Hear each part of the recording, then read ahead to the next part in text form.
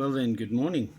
I want to share a little bit with you from Devarim chapter 9 and verse 21.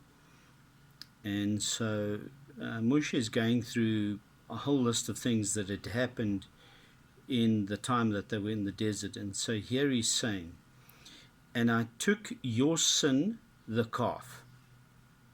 So the way that he phrases this is quite interesting, because he didn't say he took the calf, because the calf itself was just an inanimate object. The sin of making the calf, the sin of worshipping the calf, that was the sin. So he took their sin, the calf, which you had made, and I burned it with fire, and I crushed it, grinding it well, until it was fine dust, and I cast its dust into the brook that descends from the mountain. So there are a number of things that we need to see. And the first thing I want to ask you is, when you read the Old Testament, which I call the Tanakh, the Old Testament obviously doesn't work too well for me, because that says that it's old and it's less important, or that it's become redundant, and it has not.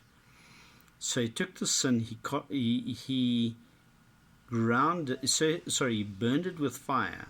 Okay, if we have a look at the tabernacle, and the altar of sacrifice is where you burn things with fire, and the death of Yeshua on the cross is where our sin is burned with fire. Okay, there's a whole thing that you're going to go into with that, but I'm just giving you a basic outline. I really encourage you that you need to go and study the word of Hashem for yourself.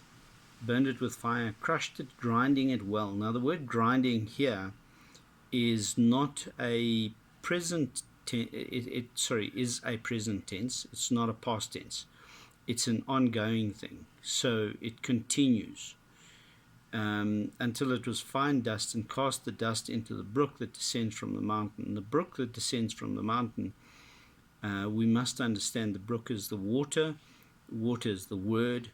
And so now we start to look at this, and we have a look at a scripture like 2 Corinthians 3, I think is the last couple of verses. It says, "For as you behold as in a mirror the glory of God, so you will be transformed from glory to glory." And that whole picture there is the picture of the bronze laver. So when we start to look at the scripture here, this scripture again depicts part of the tabernacle. And so we must begin to understand that the entire word is a roadmap into the will and into the presence of Hashem. I want to encourage you to go and read this scripture and go and do a bit of cross-referencing. Go and seek out what Hashem is telling you.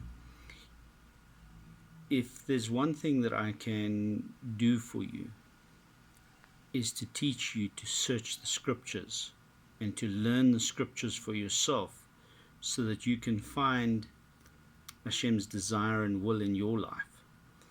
So let's daven. Baruch atah Adonai Eloheinu melech haolam.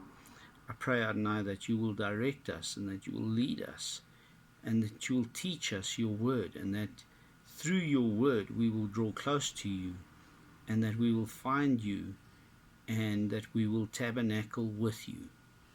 Blessed be your holy name, King of glory, King of majesty. Amen.